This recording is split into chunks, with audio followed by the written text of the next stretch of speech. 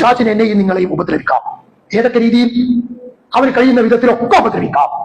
ഏറ്റവും പ്രധാനപ്പെട്ടത് ഖുർആൻ പറഞ്ഞത് വസ്വാസ അല്ലദീ യുവസ്വിസു ഫീ സുദൂരിന്നാസ്. ആ വസ്വാസ് എത്രത്തോളം എത്തും?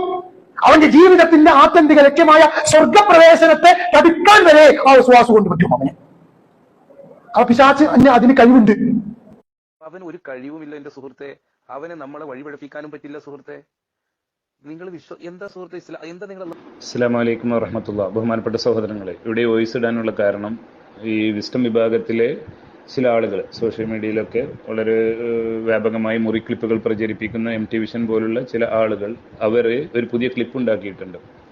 നാസർ സുല്ലമി എന്ന് പറയുന്ന നമ്മുടെ പണ്ഡിതന്റെ ഒരു ഭാഗം എടുത്ത് പിന്നെ അബ്ദുൾ റഷീദ് എന്ന് പറയുന്ന എൻ്റെ എവിടെയോ പറഞ്ഞ ഒരു ഭാഗത്തിൻ്റെ ഒരു 10 സെക്കൻഡ് മുറിച്ചെടുത്തുകൊണ്ട് രണ്ടും കൂടി കൂട്ടി യോജിപ്പിച്ചുകൊണ്ട് ഒരു പരിപാടി.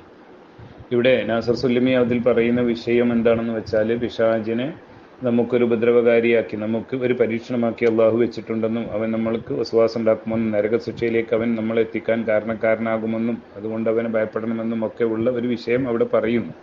അതിൻ്റെ ഒരു ഭാഗം എടുത്ത്, അതിലൊരു അബദ്ധവുമില്ല, അതിൻ്റെ ഒരു ഭാഗം എടുത്തിട്ട് അവിടെ കട്ട് ചെയ്ത് മുറിച്ച് എൻ്റെ ഒരു 10 സെക്കൻഡ് ഞാൻ വിഷയമായി അവതരിപ്പിച്ച എവിടെയോ പറഞ്ഞ ഒരു വിഷയത്തിൻ്റെ 10 സെക്കൻഡ് അവർക്ക് ആവശ്യമുള്ളത് മാത്രം എടുത്ത് കൂട്ടി യോജിപ്പിക്കുകയാണ്. അതിലെന്താണ് ഞാൻ പറയുന്നത് വെച്ചാൽ, സൂറത്തുൽ ഇബ്രാഹിമിന്റെ 22-ാമത്തെ വചനം വിശദീകരിച്ചുകൊണ്ട് പറയുന്ന ഒരു കാര്യമാണ്. പിശാച് നമ്മളെ കൊണ്ട് നിർബന്ധിപ്പിച്ച് തെറ്റ് ചെയ്യിപ്പിക്കുന്നില്ല, അവൻ നമ്മളെ തെറ്റിലേക്ക് പ്രേരിപ്പിക്കുകയാണ് ചെയ്യുന്നത്. നമ്മളത് അറിഞ്ഞുകൊണ്ടാണ് ആ തെറ്റ് ചെയ്യുന്നത് എന്നാണ് ഞാനവിടെ പറയുന്നത്. അതിൻ്റെ ഒരുപാട് അപ്പുറം ഇപ്പുറം എല്ലാം കട്ടുമുറിച്ച് ഞാനത് വിശദമായി പറഞ്ഞു കൊടുക്കുന്നുണ്ട്. പിശാച് നമ്മളെ കള്ളെടുത്ത് നമ്മളെ വായ തുറന്ന് നാവ് നീട്ടിപ്പിച്ച് നമുക്ക് കുടിപ്പിച്ച് തരികയോ അല്ലെങ്കിൽ നമ്മളെ കൊണ്ടുപോയിട്ട് പലിശക്കാരൻ്റെ ബാങ്കിൽ കൊണ്ടുപോയി നമ്മളെ ഏറ്റിക്കൊണ്ടുപോയിട്ട് ബാങ്കിൽ നിന്ന് പലിശ മേടിപ്പിക്കുകയോ നമ്മളെ കൊണ്ട് നിർബന്ധിപ്പിച്ച് സീന ചെയ്യിപ്പിക്കുകയോ ഇങ്ങനെ ഒന്നുമല്ല. അവൻ നമ്മുടെ മനസ്സിലേക്ക് വസ്വാസിട്ട് തരുന്നു. അവിടെ അള്ളാഹുവിൻ്റെ കാവൽ വേണം, ഇല്ലെങ്കിൽ നമ്മൾ അവൻ്റെ ആ വസ്വാസിൽ വീണ് പോയി നമ്മൾ തെറ്റ് ചെയ്യും. അതുകൊണ്ട് അവനെതിരെ സാധാ ജാഗരൂകരായിരിക്കണം, അള്ളാഹുവിനോട് അഭയം തേടണം. ഇതാണ് അവിടെ പറയുന്നത്. അല്ലാതെ പിശാചിനെ നമ്മളെ കൊണ്ട് നിർബന്ധിപ്പിച്ച് തെറ്റ് ചെയ്യിപ്പിക്കാൻ കഴിയില്ല എന്നുള്ളൊരു വാദമാണ് ഞാൻ അവിടെ പറയുന്നത്. സൂറത്ത് ഇബ്രാഹിം 22. ഈ സഹോദരങ്ങളതൊന്ന് സൂറത്ത് ഇബ്രാഹിമിന്റെ 22-ാമത്തെ ആയത്തും അതിന്റെ അമാനി മൗലവി കൊടുത്ത തഫ്സീറൊക്കെ ഒന്ന് വായിക്കേണ്ടിയിരുന്നു. സത്യത്തിൽ ഇവരോട് നമ്മൾ എന്ത് ദ്രോഹമാണ് ചെയ്തത്? ഈ വിസ്ഡം വിഭാഗത്തോട് നമ്മൾക്ക് മുജാഹിദുകൾ എന്ത് ദ്രോഹമാണ് ചെയ്തത്? ജിന്നു പിശാചുക്കളോട് നമ്മൾ സഹായം തേടിയാൽ അതെല്ലാം ശിർക്കാണ്. ശിർക്കല്ലാത്തൊരു സഹായത്തേട്ടമില്ല. കാരണം ജിന്നു പിശാചുക്കളോട് സഹായം തേടുന്നവന്റെ മനസ്സിലെ വിശ്വാസം ഉത്തരം കിട്ടുക എന്നുള്ളതാകും. ഉത്തരം കിട്ടാൻ അല്ലാതെ തേടുകയില്ല. അങ്ങനെ ഒരാൾ തേടിയാൽ അത് ശിർക്കാണെന്ന് വിശ്വസിക്കണം. തേടൂല, ഞാൻ തേടിയിട്ടില്ല, ഞാൻ തേടുന്ന ആളല്ല, ഞാൻ അള്ളാഹിനോട് തേടുള്ളൂ എന്നൊന്നും പറഞ്ഞിട്ട് കാര്യമില്ല.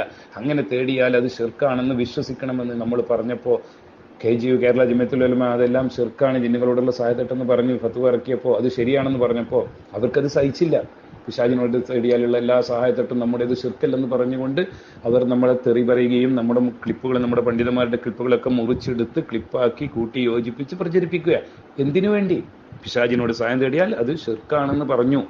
എല്ലാം ശിർക്കല്ലെന്ന് പറഞ്ഞപ്പോൾ എല്ലാം ശിർക്കല്ല എന്ന് പറഞ്ഞ് സ്ഥാപിക്കാനാ. അതിനുവേണ്ടി എന്തെല്ലാമാണ് അവർ ചെയ്തു കൂട്ടിയത് അവരുടെ പണ്ഡിതന്മാരും അവരും. ഖുർആൻ ദുർവ്യാഖ്യാനിച്ചു, ഇമാമാരുടെ പേര് കളവ്, പല രീതിയിൽ. അള്ളാഹു അവർക്ക് ഹിദായത്ത് നൽകട്ടെ, നമ്മളെ ഹിദായത്തിൽ ഉറപ്പിച്ച് നിർത്തട്ടെ എന്ന് പ്രാർത്ഥിക്കുക, അല്ലാതെ വേറെ വഴിയില്ല.